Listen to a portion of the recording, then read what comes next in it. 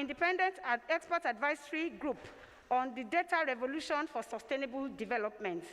She also chaired the advisory board of the United Nations Educational, Scientific, and Cultural Organization, I'm talking about UNESCO, Global Monitoring Report on Education. From 2012, Amina Mohamed was a key player in the post-2015 development agenda process, serving as the special advisor to the UN Secretary General Ban Ki-moon on post-2015 development planning. In this role, she acted as the link between the Secretary General, his high-level panel of eminent persons, and the General Assembly's open working group, amongst other stakeholders. From 2014, she also served on the Secretary General's Independent Expert Advisory Group on Data Revolution for Sustainable Development. The post-2015 development agenda was actually a process from 2012 to 2015 led by the United Nations to define the future global development framework that will succeed the Millennium Development Goals, thereby giving birth to the current Sustainable Development Goals that we have. Amina Mohamed served as Federal Minister of Environment in the cabinet of President Muhammadu Buhari from November 2015 to December 2016. During that time, she was Nigeria's representative in the African Union Reform Steering Committee, chaired by Paul Kagame of Rwanda, President of Rwanda. Over the years, she has worked passionately to promote the rights of women and young people. About her passion for the girl child and their education, she once wrote a letter on Day of the African Child, and in the said famous letter, she said to the girl child, "Be fearless, be bold, be courageous, but study hard. Let your voice be heard and pursue your dreams." She is a living example of what she quoted. Global partnership for other activities that she's involved in. As we speak, she's a member of the board of directors of Global Partnership for Sustainable Development Data. She's been in that position since 2017. She's also a member of the advisory board of Action Aid, International Right to Education Project. She is a member of the Global Development Programs Advisory Board for the Bill and Melinda Gates Foundation. She's a member of the board of Hewlett Foundation. She's a member of the board of governors for International Development Research Center. She is a member of the International Gender Champions, IGC. She's also a member of the advisory board of the Institute of Scientific and Technical Information of China, ISTIC. She is a member of the board of World Economic Forum's Young Global Leaders. Amina Mohamed has received many national and international recognitions and awards, among which are the following. She received the national honor of the Order of the Federal Republic of Nigeria, OFR, in the year 2016. She was inducted into Nigeria's Women's Hall of Fame in the year 2007. OFR, she got that in 2006, I'm sorry. So OFR, the Women's Hall of Fame, she was inducted in 2007, and she got the Ford Family Notre Dame Award for International Development and Solidarity in the year 2015.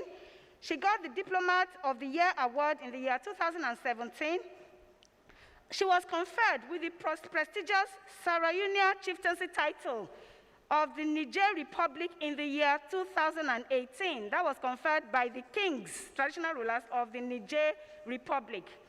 She was also listed among BBC 100 women for her work as Deputy Secretary General of the United Nations. BBC 100 Women talks about the 100 top most influential and inspiring women in the world. In 2019, she received the Global Citizen Prize as a world leader. Ms. Amina Mohamed was recently reappointed for a second term and is the first Nigerian to be appointed and reappointed as the United Nations Deputy Secretary General and the second African woman ever to be appointed to that role. I think she deserves an applause at this point. She was chosen according to the United Nations Secretary General, not only because she's highly competent, but also because she has a strong background in global affairs, development, diplomacy, human rights, and humanitarian action. She is blessed with a happy home, wonderful children, and she's a happy grandmother too. I close this citation with a profound statement made at her 60th birthday celebration by her immediate boss, the United Nations Secretary General, Antonio Guterres. He said, "Amina is wonderful, committed, and brings passion to whatever she does." Ladies and gentlemen, with a rousing ovation, would you welcome with me a remarkable personality, a pride of Nigeria indeed, a pride of Africa, a global icon, the Deputy Secretary General of the United Nations, Amina Jane Mohammed. Thank you.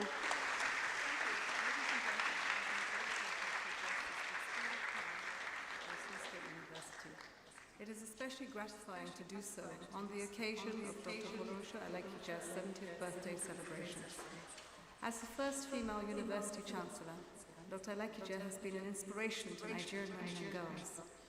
The theme of social cohesion, equity, and sustainability, time for unity in action, is especially relevant at a time when all countries in the world, including Nigeria, are strained by the ramifications of the COVID-19 pandemic. The pandemic has exacerbated pre-existing grievances, strained the social contract, unfolded governance deficiencies, and aggravated drivers of conflict and insecurity across the country. The pandemic has pushed 11 million people into poverty, increasing the total number of poor people to 95 million. 1/3 of our labour force is now unemployed. Individuals, families, and societies are under severe stress, leading to violence and conflict. Threats to peace and security have also widened in recent years, ranging from Boko Haram insurgency, banditry, to farmer-herder clashes. According to a recent report by UNDP, the conflict in the northeast has already reduced the economic output of the region by 2/3. It is likely to result in 1.1 million conflict-attributable deaths by 2030, 94% of which are children below 5 years. Prevailing gender inequalities are reinforced by the pandemic, with a 30% increase in sexual and gender-based violence globally. Just like the pandemic, long conflicts could reverse decades of development gains. Deepening social cohesion and enhancing community resilience are fundamental conditions for improved welfare of citizens. Cohesive societies are politically stable and focus on sustainable development. However, social cohesion itself is not built overnight, but built over years from policies that allow everyone in society to share its prosperity. Social cohesion and community resilience is one of the 5 pillars of the UN framework for the immediate socio-economic response to COVID-19. In Nigeria, the United Nations has been supporting to address the challenges of social cohesion, equity and sustainability in diverse ways. Several ongoing initiatives by the UN are notable. The Support to Reconciliation and Reintegration Project, led by UNDP, helps people rebuild into communal trust, heal from the effects of the conflict, and cultivate tolerance.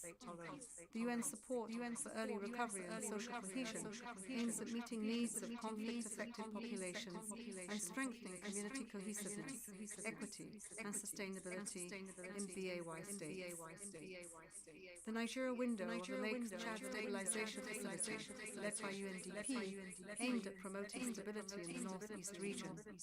Initiatives by UN Women in diverse policies and programs that have the potential to transform the gender equality landscape of the country.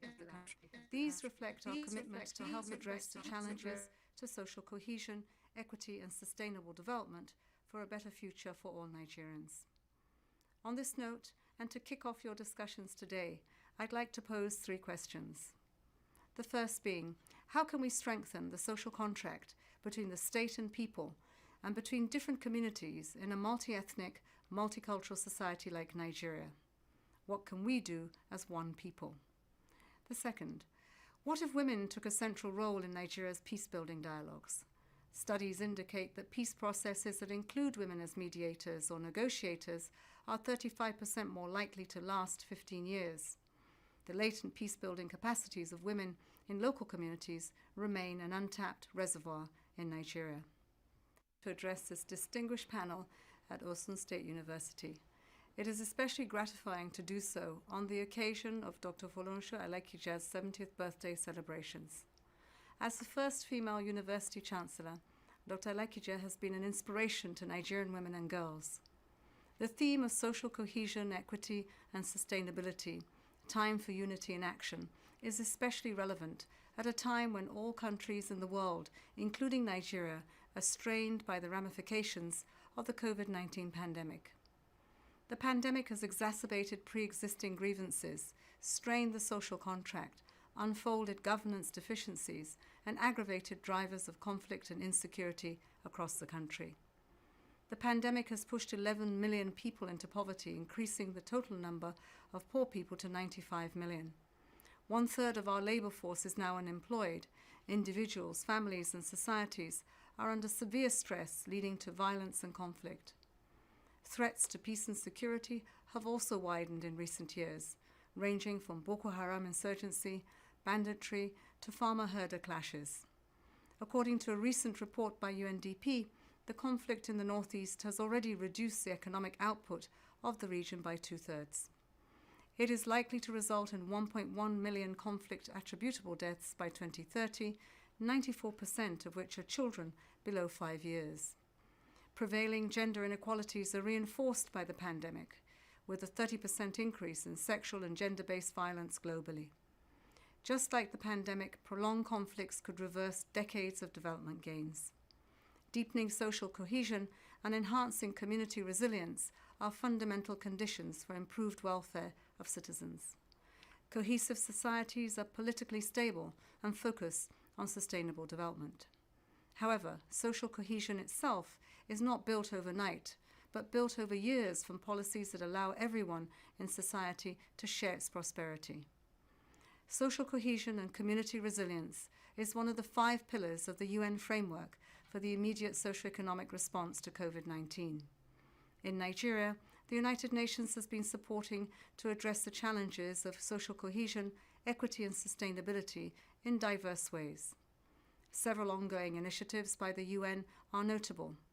The Support to Reconciliation and Reintegration Project, led by UNDP, helps people rebuild intercommunal trust, heal from the effects of the conflict, and cultivate tolerance. The UN support for early recovery and social cohesion aims at meeting needs of conflict-affected populations and strengthening community cohesiveness, equity, and sustainability in BAY states. The Nigeria window of the Lake Chad Stabilization Facility, led by UNDP, aimed at promoting stability in the northeast region. Initiatives by UN Women in diverse policies and programs that have the potential to transform the gender equality landscape of the country.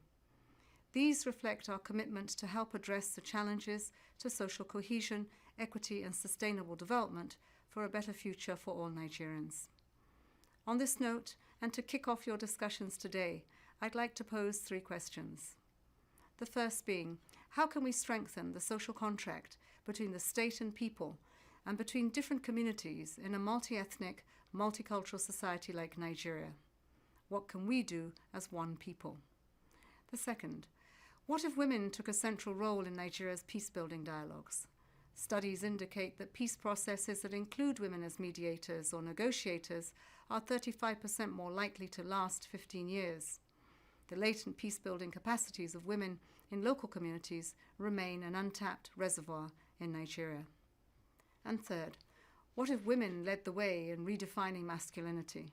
Peer-to-peer dialogues on gender equality led by men can help to redefine traditional gender roles and to create opportunities for all of society to benefit from gender equality. These questions speak to the power in each and every one of us, irrespective of gender, irrespective of roles or status, to bring about change together.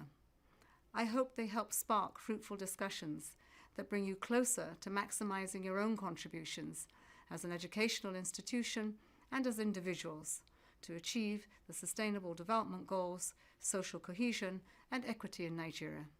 Thank you.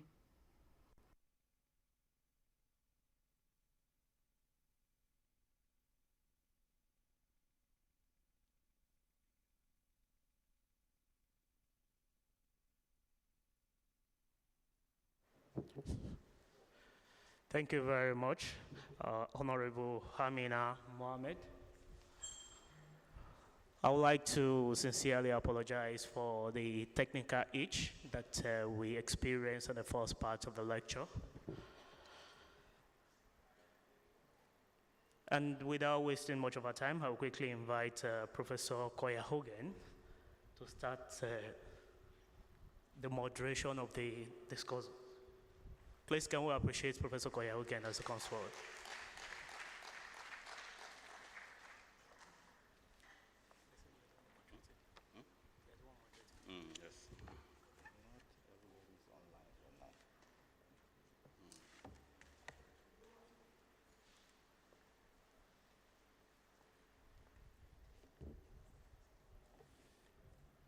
The able representative of the governor of the state of OSUN, Honorable Commissioner for Education, the head of service, all government personnel here seated, the chairman, Governing Council, Osun State University, Vice Chancellor, members of council here present, the registrar, bursar, and our librarian. I skipped our two deputy vice chancellors, Vice Chancellor Admin and Vice Chancellor Arif, provost, deans and directors, heads of department and unit, my colleagues, students, gentlemen of the press, ladies and gentlemen. We have listened to the to the special birthday lecture given by Mrs. Amina Mohammed. You will agree with me that this topic is timely, and I doubt if we can get a better person that can do justice to that topic. Social cohesion, equity, and sustainability, time for unity of action. The university has assembled an array of distinguished experts that will serve as discussants for this team. Some of them are already with us virtually, and we have the physical presence of Professor Yawoye, who is here with us. And we have also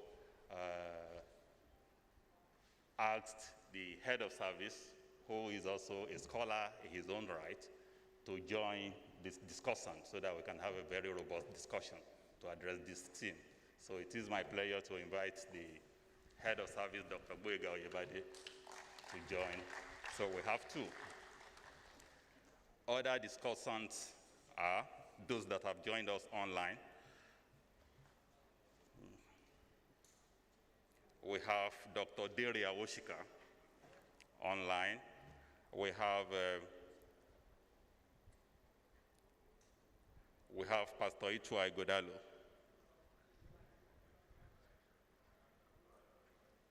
Okay.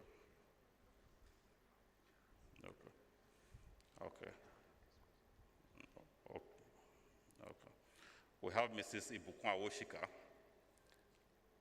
and Dr. Shiju Iluyomade. We are still expecting Tony Ilumelu to join us. I think he's the only one that is not with us yet. So I will introduce the discussants. I will give them about 10 minutes. Mrs. Samina, the Deputy Secretary, has already guided us, and he has asked some of the questions that we feel that this discussion should tackle. Let me use this opportunity to invite the...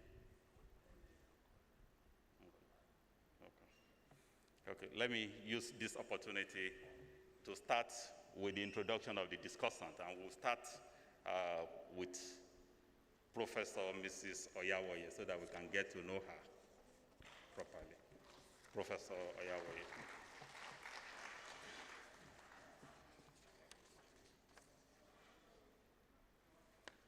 Born in 1967, she holds the BSc, MSc, and PhD degrees in microbiology, as well as postgraduate diploma in education from Hebrew University of Agriculture, Israel. Her academic honors include British Council Travel Fellowship to the University of Wales, Fellowship of the Third World Academy of Science, and as a professor of microbiology, she has supervised over 20 PhD students and has well over 50 articles in peer-reviewed journals. She's a fellow of the Nigerian Society of Microbiology and member of many professional associations, including the prestigious American Society for Microbiology and the Society for Applied Microbiology. She became a fellow of the Society for Environmental Toxicology and Pollution Mitigation in 2016, a fellow of the Nigerian Society of Microbiology in 2017, a fellow of the Society of Multidisciplinary and Advanced Research Techniques in 2019, and also obtained the Award of Excellence in recognition of outstanding leadership, excellence, and motivation in the field of microbiology in 2017. She is also a life fellow of the International Chartered World Learned Society. Her strong advocacy for water sanitation, use of Moringa oleifera in water treatment, breast milk, weaning, food, and her scientific breakthroughs in the field of microbiology, nutrition, biotechnology, and global partnership with UNICEF and other government organizations have earned her a Golden Award as one of the most notable professors of the 21st century by the International Chartered World Learned Society. Most significantly, she's actively involved in researching the molecular epidemiology of the 2020 COVID-19 pandemic. She, in conjunction with Dr. Kola Oladepo of Helix Biogen Consult and Professor J.K. Oloke of Precious Cornerstone University, are also actively working on the production of a vaccine suitable for the COVID-19 virus, having gotten to the animal trial stage of this research. She consults for UNICEF on nutrition in northern Nigeria and has participated in a number of women empowerment workshops by African American Institute and International Federation of University Women. Professor Yahweh is the immediate past commissioner for environment in OSUN State, current Dean Faculty of Science, Adeleke University, Eda, acting Vice Chancellor, Adeleke University in 2016, acting College Provost of Progressive Studies and Chairperson of Medical Hospital Board, ATBU, Bauchi, to mention but a few. She's happily married and blessed with wonderful children. Prof, you're welcome. The second discussant who has joined us virtually is Dr. Shiju Ilumelu, who was called to the Nigerian bar in 1985. She's the partner in the law firm of Ilumelu and Ilumelu & Co., legal practitioners focusing on corporate law, international trade and finance, and construction law, as well as energy law. She has practiced law in several courts in Nigeria, including the Supreme Court of Nigeria, and she's a member of the Nigerian Bar Association, as well as the International Bar Association. In recognition of her contributions to the legal education and development, the International Federation of Women Lawyers, FIDA, Nigeria, presented her with a Merit Award on June 14, 2017. She is one of the most sought-after discussants and panelists on issues relating to sexual offenses, child abuse, child maternity health, empowerment, development, and sustainability. She's a major advocate for gender equality and children's rights in Nigeria. Through her two main initiatives, she has become a role model for kindness, putting the population to work, and encouraging women to fulfill their boundless promise. Shiju is on the cutting edge of women's overall well-being and empowerment. She institutionalized the Handmaid's Women in Leadership series to build intentional leaders with lasting legacies. She also instituted the Born to Inspire Award to honor and inspire succeeding generations of women. She is the founder of Arise Women, a non-governmental organization committed to accelerating nation building through the empowerment of women in society, and Arise Women Mobile Clinic, taking free medical care to the grassroots and advancing women's health through health promotion, education, and advocacy. She sits as the chairman and director of many companies, including Visible Oil Limited, Visible Energy Services Limited, Healing Stripes Hospital, and Riverbank School, to mention but a few. She's widely traveled and has written several books, most of which are Christian literature to edify and inspire the children of God.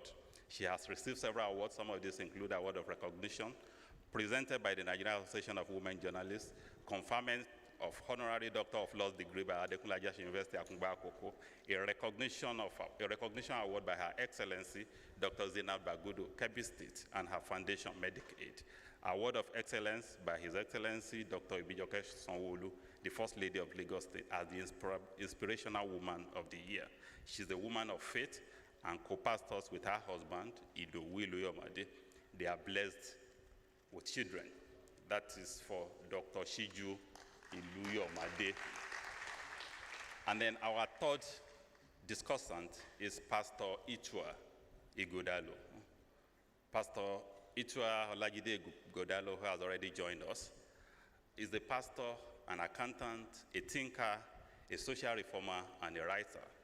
He obtained BSc combined honors degree in economics and accounting in 1982 from the University of Hull, England, and qualified as a chartered accountant in 1986. Attended the business management course at Harvard Business School, Boston in 2011. He is a fellow of the Institute of Chartered Accountants of Nigeria, a fellow of the Chartered Institute of Taxation of Nigeria, member of the Nigerian Institute of Management, member American Society of Industrial Security, and member American Institute of Management. He sits on the board of several corporate and charitable organizations as well as NGOs. He's chairman and these include Pharma Nigeria PLC, FinaTrust Microfinance Bank, the Clinic Diagnosis Center, NSIS Insurance, ELPS Mental Health, Heritage Rooms, and other. He's the publisher and editor-in-chief of Timeless Media Group, chairman Trinity Media Films, Celebrity. Pastor Itua has sat on various government panels, state and federal, and has been an advisor, consultant to government at different levels. He's on the council of the Nigerian British Chamber of Commerce and Industry and the Nigerian Employers Consultative Association. He's the pastor in charge of Trinity House.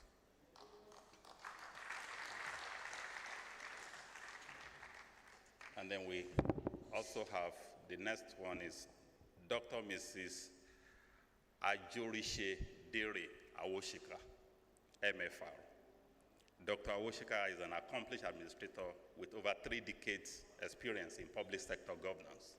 She was at various times the permanent secretary in the Federal Ministries of Internal Affairs, Science and Technology, and Power. She's a fellow of the Pharmaceutical Society of Nigeria and the West African Postgraduate College of Pharmacy. She holds a doctorate degree in pharmaceutical technology from the University of Bradford, United Kingdom.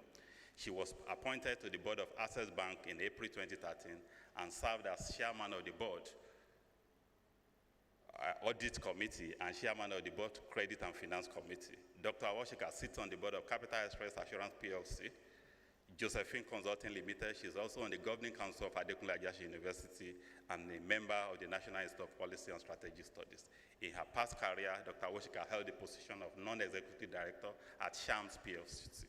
She became the chairman of the board of Access Bank on January 8, 2020, following the retirement of Mrs. Bosun Bello Olusoga. She's a recipient of the National Honor of Member of the Federal Republic, MFR. Dr. Awoshika is the 6th child of the late Federal Commissioner, Chief Festus Okotiebo, and she's happily married with children. And then we also have Mrs. Awoshika, the immediate past chairman of First Bank. Ibukun Awoshika is the immediate past chairman, board of directors of First Bank, Nigeria's premier banking brand. She's also the founder and chief executive officer of the Share Center Group. This group includes the Share Center Limited, Soka Share Center Limited, Furniture Manufacturers, Smart, TCC Security Systems, and Cubes and Boxes Limited. These companies are involved in manufacturing, retail, banking, and security system services. Ibukun shares a number of corporate and non-profit boards, among which are House of Tara International, After School Graduate Development Center, a facility which she promoted to help address youth employability and enterprise issues in Nigeria. She sits on the board of Digital Jewel Limited, Cadbury Nigeria PLC, Convention on Business Integrity, and the Nigerian Sovereign Investment Authority. She was chairman, FBN Life Assurance Limited, FBN Capital Limited, and Kakawa Discount House Limited. She's a graduate of chemistry from the University of Ife, now Obafemi Awolowo University, an alumna of the Chief Executive Program of Lagos Business School, the Global Executive MBA at IESE Business School, Barcelona, Spain, and Global CEO Program at Wharton, IESE, and China European International Business School. With high interest in social issues, including women, Ibukun is a co-founder and past chairperson of Women in Business, Management, and Public Service. An ordained pastor and founder of the Christian Missionary Fund, Ibukun, through this faith-based organization, works with hundreds of missionaries spread across Nigeria to change lives with the provision of medical, educational, and other supplies. Ibukun is a multiple award-winning entrepreneur and the first Nigerian recipient of the prestigious International Women Entrepreneur Challenge,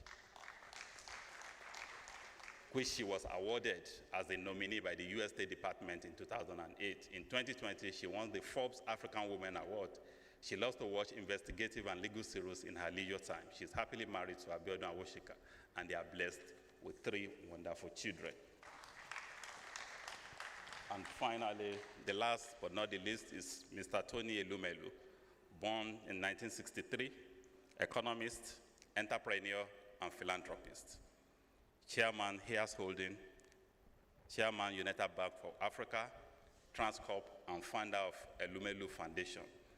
Ilumelu is included in Time Magazine 100 Most Influential People for 2020. He started his career in Union Bank in 1985, and in his earlier career, he acquired Standard Trust Bank before moving to United Bank for Africa. Following his retirement from UBA in 2010, he founded Hayes Holding, which invests in the financial services, energy, real estate, and hospitality, agribusiness, and healthcare sectors. In the same year, he established the Tony Ilumelu Foundation, an African-based and African-funded philanthropic organization. He serves as an advisor to USAID Private Capital Group for Africa, Partners Forum. He sits on the Nigerian President Agricultural Transformation Implementation Council. He's also the vice chairman of the National Competitiveness Council of Nigeria, whose formation he was a key driver in, and served as co-chair of the Aspen Institute Dialogue Series on Global Food Security. He additionally chairs the Ministerial Committee to establish world-class hospitals and diagnostic centers across Nigeria. At the invitation of the federal government, he was a member of the Presidential Jobs Board, engineered to create 3 million jobs in 1 year.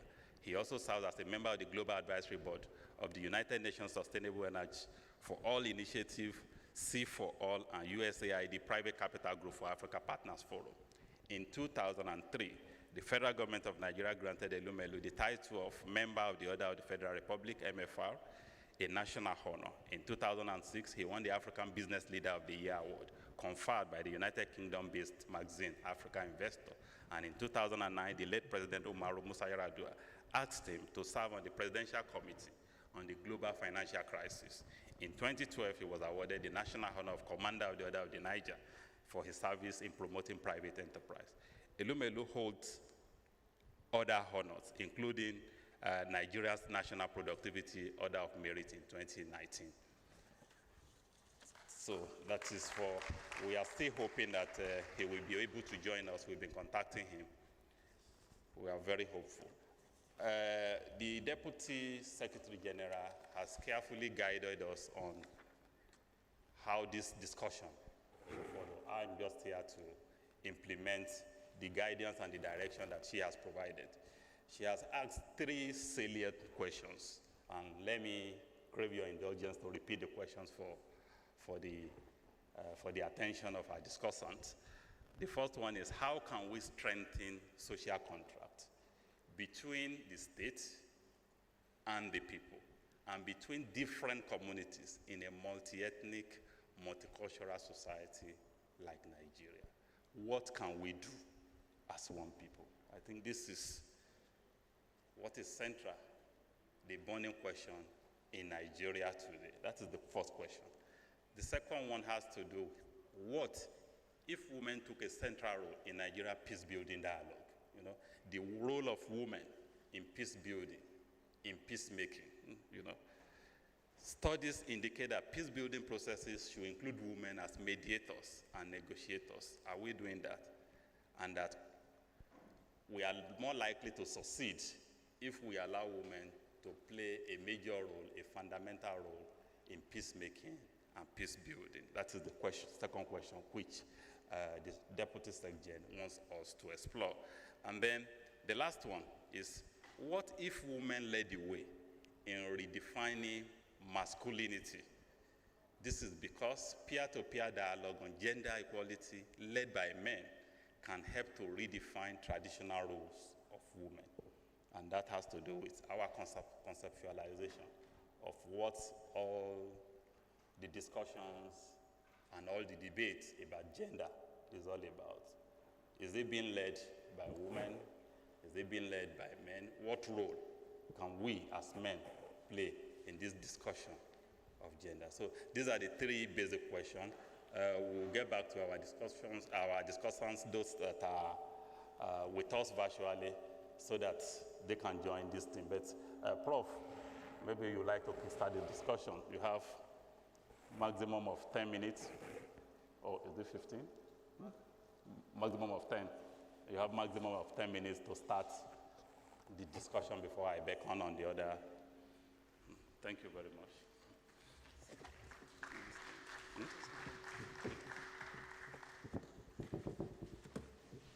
me just leave this one.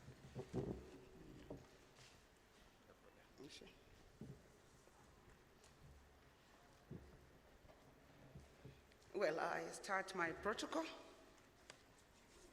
through the Almighty God, the maker of heaven and the heart, who's made it possible for myself and yourself to be here today.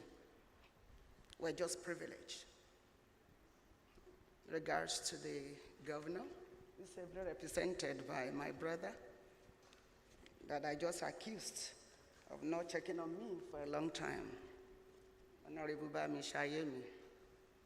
I want to congratulate everyone that is here, and I stand on the existing protocol.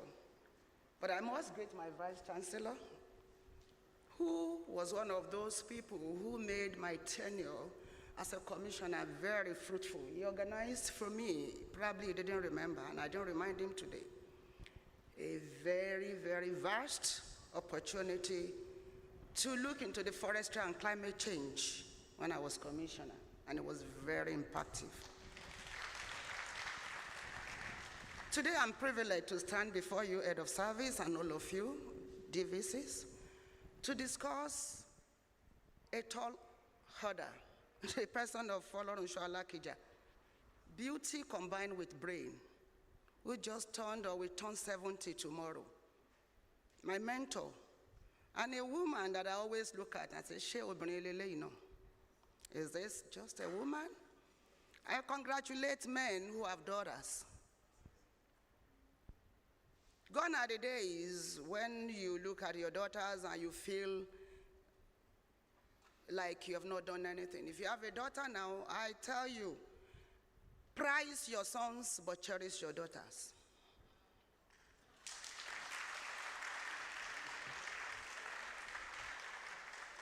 "70 years ago, God smiled at Nigeria and went to Ikorodu, to the Ogbara family, and gave us an enigma, a beauty, who just turned 70. And when Madam Amina Mohammed has been asked to talk on a topic that we each just discussed, which is the main reason why we are here, on social cohesion, equity, and sustainability, time for unity in action, I thought to myself, it couldn't be more apt. Listening to Madam Amina, an enigma herself, reiterated the fact that daughters should be cherished, and the fact that she had thrown these questions to us to discuss. I looked at all of it, and I related all that she said into the sustainable development action that has been thoroughly and carefully thought of by the United Nations, that had three major, before 2015, it was not sustainable. We're thinking about other things. But what do you know by sustainability?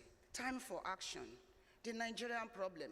Amina brought it out and said, look, there are problems, underlying problems of unity everywhere, of problem, incohesion everywhere, but COVID-19 brought them all out. Of course, it has been said that an idle hand is a very, very, very good workshop for the devil. Everybody was locked up.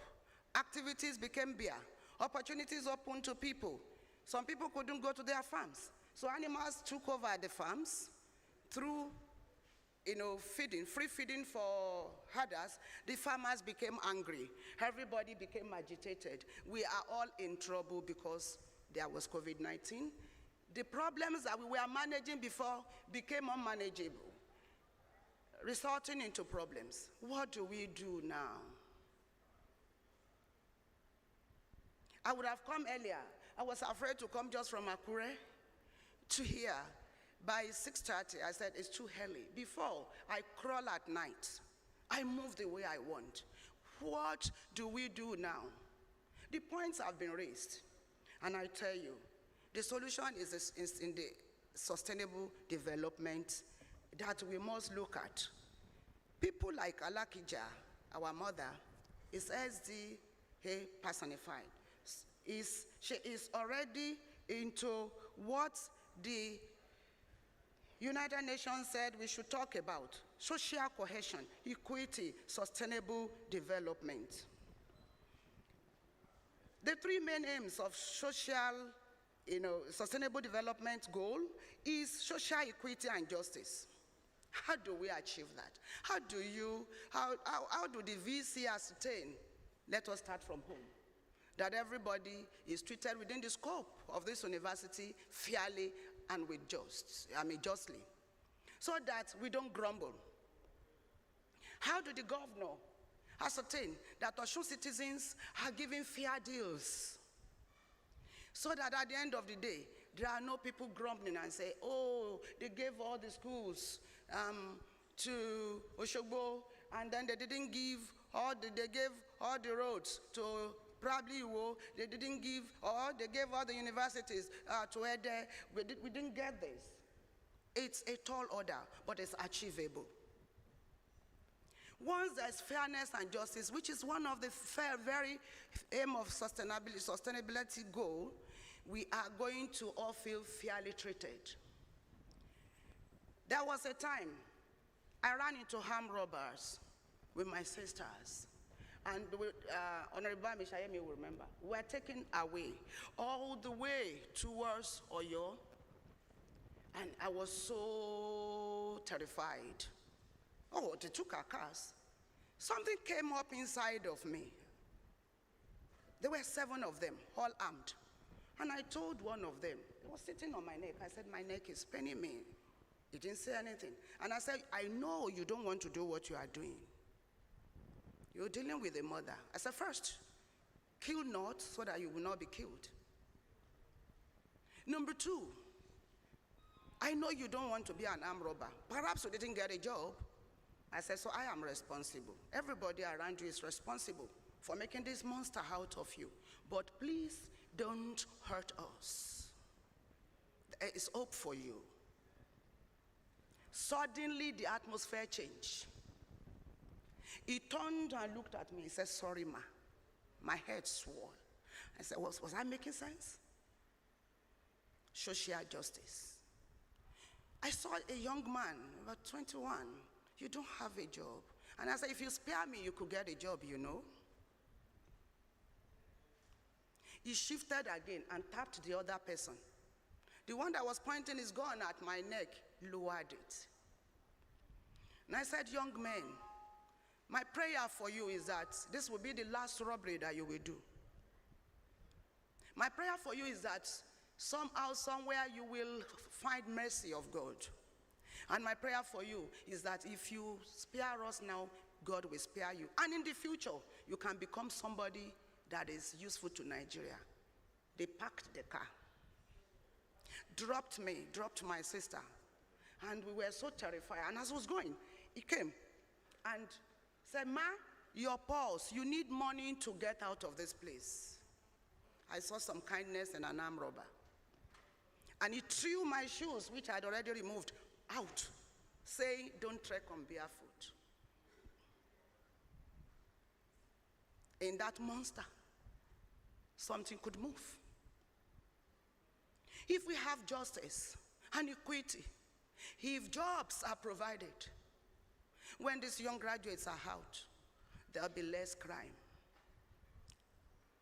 Are you hiding files? Are you contributing a problem at your office, at your own lower level? We will all blame Buhari. He is the overall boss. He should take the blame. We will blame Oyetola when something is not working in OSUN. Or blame the VC when something is not working here, but are you doing your bits? It's 70th birthday of Alakija. If we take our life personified, you will see that women can come to be the center of negotiation. Look, women will not sing war. When I am thinking about war and all the problems of Nigeria, I am thinking about my sons and daughters. I am thinking about how I will not find food. I am thinking beyond macho, because I know that once there's problem, it affects everyone. So putting women, like Amina had said, at the center of negotiation, you are likely to get more persuasive methodology of asking all warring parts of Nigeria to come to the round table and not go to war, because war does not give birth to good citizenship. It doesn't give birth to good results. So Amina is not wrong by saying, can we involve women? And then in the Sustainable Development Goal, I mentioned one, justice and equity. The second one says environmental protection. What is the warring all about? I'll give you another instance, because I know my time will still run out. There was a time we had a lot of problems as a commissioner. Honorable Bamishayemi, I was with you that time. Between farmers and loggers. Loggers feed on wood. Farmers use the land. Farmers want to cut the trees so that they can have space to farm. Loggers said, no, you can't destroy the trees. That is our heritage, and that's what we feed on. It became a major problem. If it was hot, everything was burning. It was a former governor. Then I was asked to go. Prof, you were involved. Then I went as a little girl, the commissioner for the environment, not knowing what to do. I went and I met Kabiesi Onirisha, late. Everybody in the cabinet said no. He said, let's listen to this girl. And I knelt and I said, Baba, this war is coming home. We are going to ask all the Oyo speaking to leave the forest of Ife, because forests belong to us at Ife. Farmers want to stay here. They are RGB people, they are our people, they are other people. But ask me, Baba, is Ife no longer the origin of Yoruba land? I didn't know where it came from. Baba said, said if you ask other Yorubas to go away today, Your Imperial Majesty, will you be able to stand tall and say that Ife has accommodated all Yoruba citizens? And then my father, who is late now, God will rest him, said, okay, we shall not ask anybody to go anymore, but we shall resolve this. Let all farmers go and plant trees. Let all farmers cooperate, everyone to go and plant trees. Let all loggers plant trees. And then we resolved it. Oh, we had gone to the National Assembly, the State Assembly. Everybody had made noise. Oh, we had gone everywhere. We couldn't resolve it. But in few minutes, it was resolved. Sustainability, genuity, equity. Don't farmers, thank you. Don't farmers know that they need land? Don't loggers need wood? That's the problem we are facing. Herders want food. We don't want animals to heat up our food. We still need to negotiate. And the third is securing economic development. And this is where I'm going to move to Alakija, because I have just 2 minutes to go. Good education, which is the SDG 4, is what we need. For young, for the old, for understanding. How do we do that? Mama Alakija went to school. Yet, young lady, she went as an entrepreneur. She went to learn fashion design. All of you are looking for government job. Where are we going to find it? Mama owns a fashion house that has now given so many people food. What are we doing with entrepreneurship? Sustainability, economic activity. Technical trades. My son went to make suits for weddings. He is a petroleum engineer. I make kunu, even my colleagues know. Even as a commissioner, I was selling my kunu to the speaker and all that. Kunu zaki, because I'm a microbiologist. I make yogurt. Can we look inwards and see how we can provide jobs and make the economic environment better so that we can reduce conflicts? That's what Mama Alakija personified. She makes donation. philanthropist. She promotes education. That's what she does. She showed the example of trade and economic development. She's an epitome of everything, including beauty and brain. I've been asked to stop, but before I sit down, I will let you know, if we all multiply and replicate the Alakijas and the Aminas, Nigeria will be better for it. COVID-19 is real. My second son had it. I went through hell before it got better. Don't joke with it. Thank you. Good afternoon.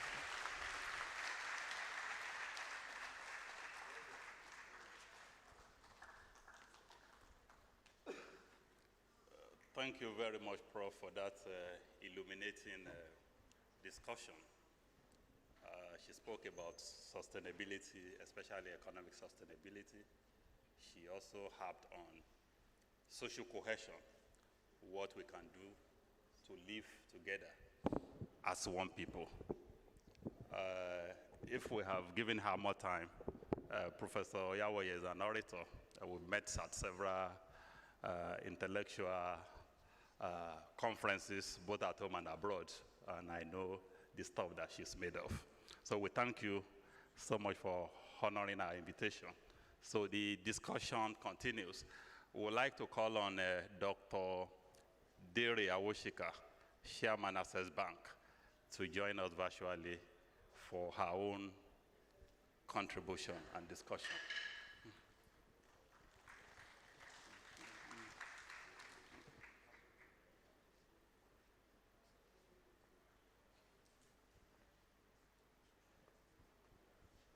Inviting me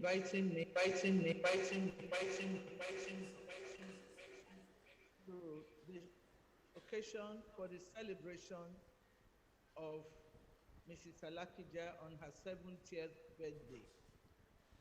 I also want to use this medium to congratulate Mrs. Alakija for being in the forefront of supporting women, for being in the forefront of the promotion of the things that concerned her faith, my faith, Christianity, and for also demonstrating chastity in the various books that she has published, including that of marriage and the ones she launched recently. Many happy returns of the day, Mrs. Alakija, whom we celebrate today. I'll go straight to the discussion. I want to thank the person that, Professor Yawoye, that just spoke. I could go on listening to her on and on and on, because she has in-depth practical aspects of the areas that Amina has challenged us on this afternoon. Basically, Amina asked 3 questions, which are key and very, very current on the issues that are happening around us at home, around us in the local governments, in the states, and in the nation, and indeed in Africa, if we watch the news. The first thing is to strengthen social contracts. The second one is, what does it mean to take a central role when a woman comes to do that? And the third is, if women lead in defining the gender effect, what effect will it make in conflict resolution? Key examples have been given by personal experience by the previous speaker. Very important, somebody that is key to your own development and my own development. That is to say, in a phrase, we need one another. That's why God created us to be together. So we're looking at a state where we have chaos, not just because of the pandemic, but possibly because of inequity. The social cohesion in anything that has to relate to social contract must first of all look at equity. If we look at the Nigerian crest, which we speak less about than we speak of the national anthem, it talks about equity, justice, and peace. In other words, if we don't have equity, we cannot have justice. If we don't have justice, we cannot have peace. And so the entirety of social contracts has to do with the relationship that equity, the connectivity, and protection of our common good in all of this. So we're talking about being able to unify our philosophy. This philosophy that primarily to a relationship with another. Philosophy that is guided by equity and justice. We need to bring it back into the fore. The second thing is to look at the common good and values. The common good of one another, the common good of Nigerians, and the values by which we drive our society.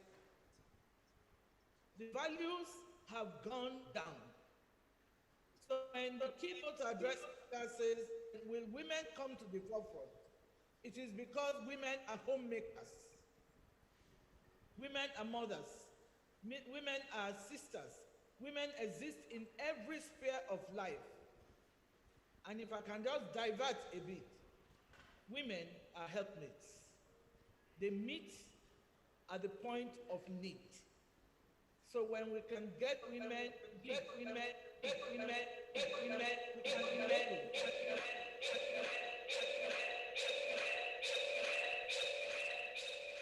think some people need to mute.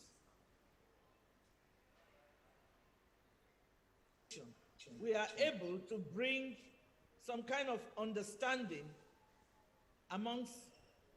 to create gender equality through the window of equity, through the door of understanding, so that we can reach our destination. I choose my words carefully.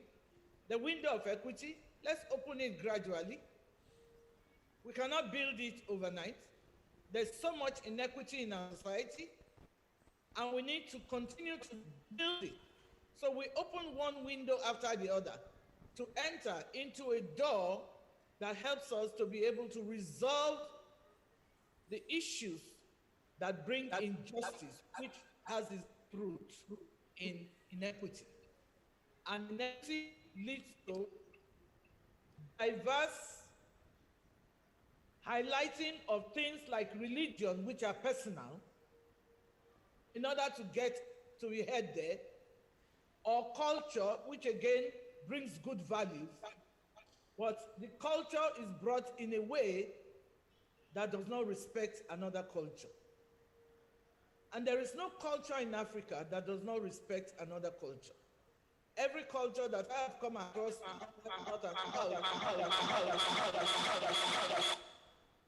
respects one another. So there is respectability. There's a unified philosophy that underlines every culture, whether in the West, in the South, I mean, if you go by the geopolitical region, in the Southeast,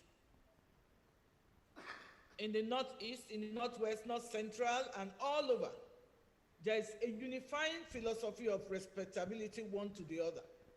Nonetheless, even when we look at the age, just like the young ones respect the elders, room for respect for the young ones. All of these good values, all of these culture-related have been put on me, and the sentiment of the culture has been able to cause this. Pandemic may have taken this aspect, and we want to believe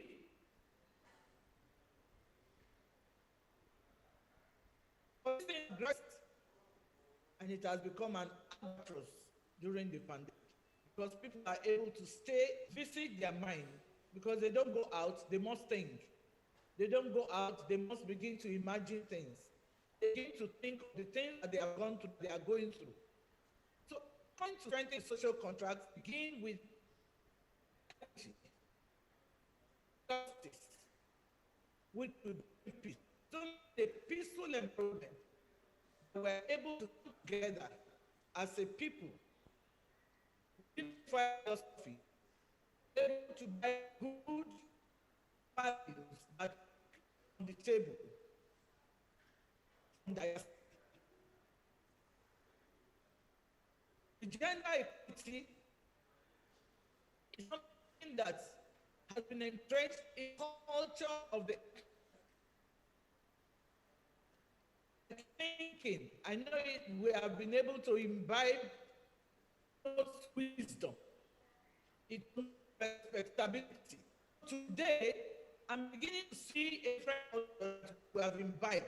So if we go back to our African culture, a lot gain.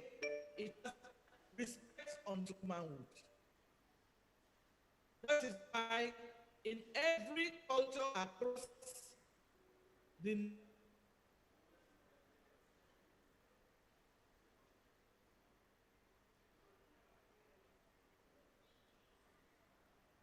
in bringing the woman to lead redefine gender equality, it will help a great deal because it doesn't make the woman now the one that is fighting to be recognized. It makes the woman to be able to align what has hitherto existed in our various culture.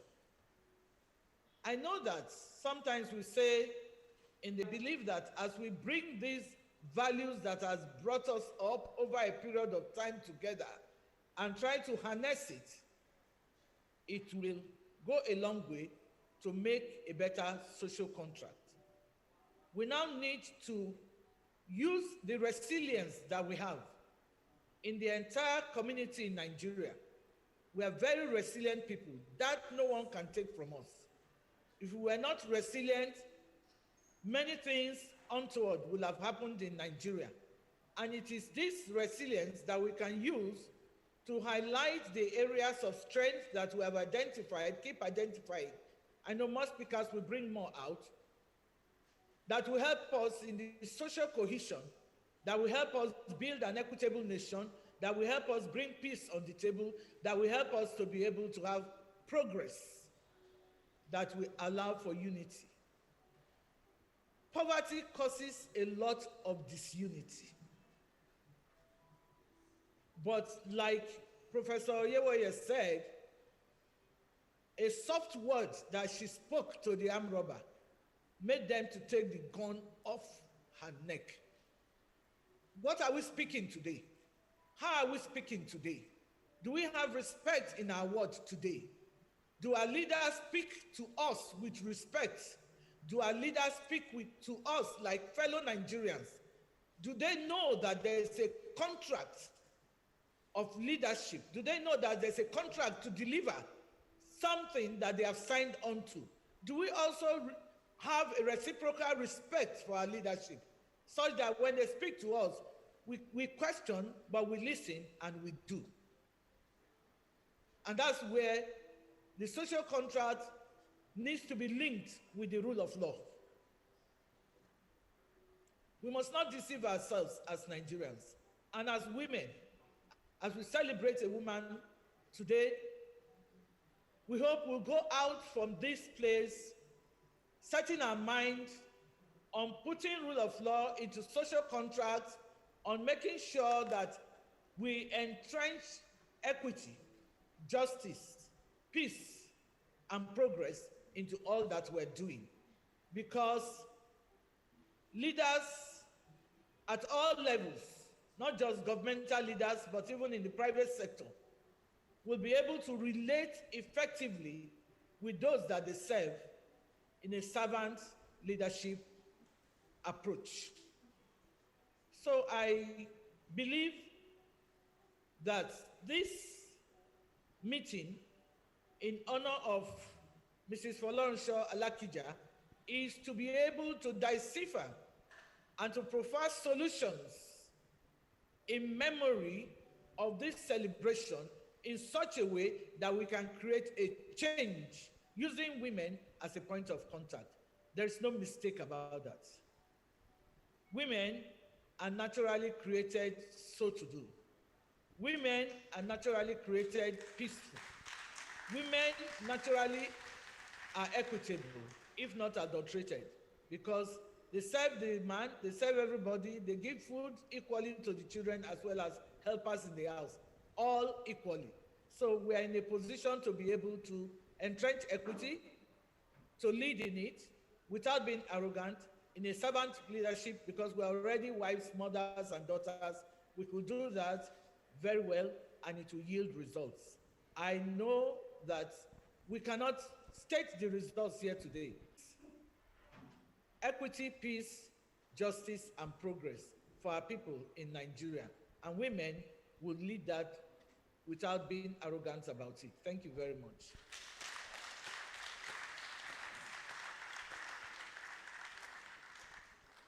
Thank you very much, Dr. Dere Awoshika. Women as point of contact in achieving the sustainable development goals. And I think men will be the point of action for achieving. Clap for me now, I'm defending. Women will be point of contact and women will be the point of action. She has made a lot of very fundamental and key statements if we are serious about moving forward. And the first that is important and why I'm happy to be from OSUN State is the one that has to do with our value system, you know, about the Omoluabi. Because once you lose character, you've lost everything. And she emphasized that if we are going to get out of the wood, that thing has to come back. The value system, our orientation, but I'm not one of the discussants, so I'm just a moderate. So we'd like to call on Dr. Shiju Iluyomade to let us have her own contribution. Thank you. Thank you. Thank you. Thank you. Thank you. Thank you.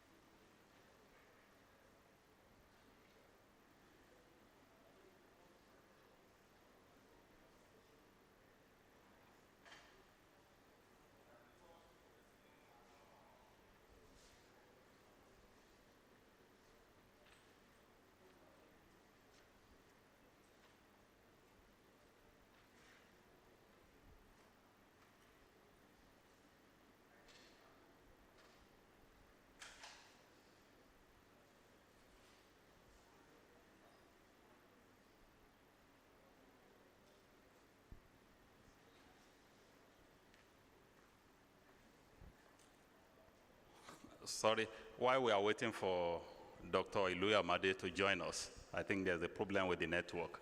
We'll take the head of service, Dr. Boyega Oyebade.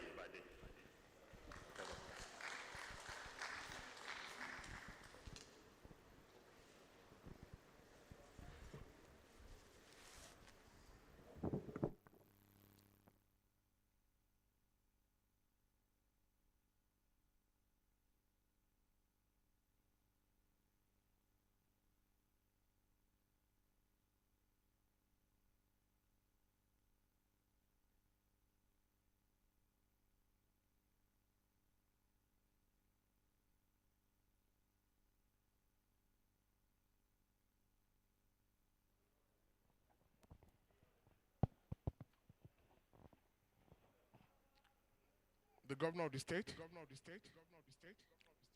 the vice chancellor, all the protocols duly observed. The contribution I want to make is essentially going to be on celebrating humanity. The scene of the incident that I want to talk about is going to be in Nigeria. The scene of the incident, which we call in law the locus in quo, is going to be Nigeria.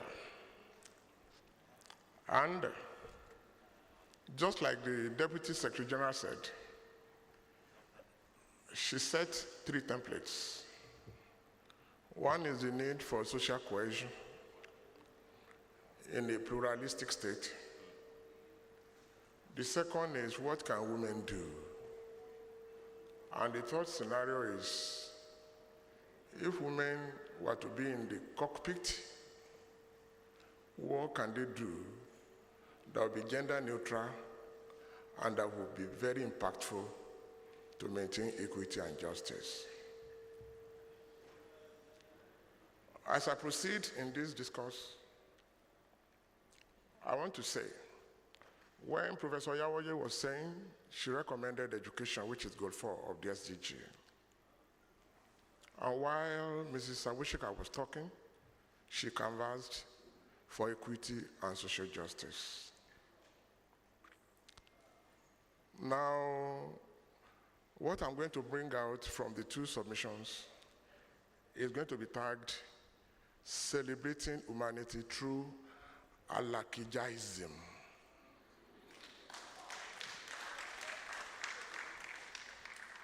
Now I start. When the problem first of all started, the Nigerian people thought it was a religious problem, only meant for the Christians. And so, the Muslims did not worry. Boko Haram came. In the purification of Islam, thousands were killed. Now they started killing fellow Muslims. When the problem got to the cities, the farmers felt very safe because they were living in the rural areas. Incidentally, they went after them, slaughtering them in their rice plantations in scores and hundreds. Then they knew again that farmers were not safe. When the urban dwellers were slaughtered, palaces were their safe havens. But of recent, palaces are now raided, and ransoms are now put on the heads of our traditional rulers. When all these things were happening, schools were feeling that they were having immunity. And at the last count last week, UNICEF published that at least 950 students have been abducted from their schools in the last quarter, starting from December to April. Now everybody is now feeling very unsafe. We need that solution to that theorem, which is celebrating humanity, which is called Alakijaism. And what is this theorem? And what is this solution? Are you a humanitarian? Do you know that you can celebrate a new event almost every day? Can you believe that your fellow human beings are forever acknowledging something that is worth a day or 2 of their work, only to celebrate you as we are doing today? Do you know that the new year we celebrate is just that our awesome duty to celebrate the movement of the sun around the earth, and that we celebrate every 65 days, and that you celebrate every year? Only the celebration of the sun. And what you are celebrating today is the movement of the sun for 365 days times 70 years in the life of this amazing called Folorunso Alakija. In history, you can be celebrated too. Ladies and gentlemen, do you know that our emergence in the circles of life has blessed humanity more? Why the two presenters supported that when we need better social cohesion, women can be to the rescue? I say yes. But that does not follow the theorem of Alakijaism. This is a beautiful woman, and as Marcus Aurelius puts it, that whatever is in any way beautiful has its source from beauty itself and is complete in itself. Praise forms no part of it. So it is none the worse nor the better for being praised. Do you know that we are a divided people living in divided continents, living in divided planet? Have you taken time to read the book of Bloomsfeld called Celebrating Humanity? What does it take? Bloomsfeld cuts in. What will it take to see a world transformed into a place where when we see one another, and our first thought is, this is my brother, this is my sister, this is a member of my family, the member of the human family. No gender,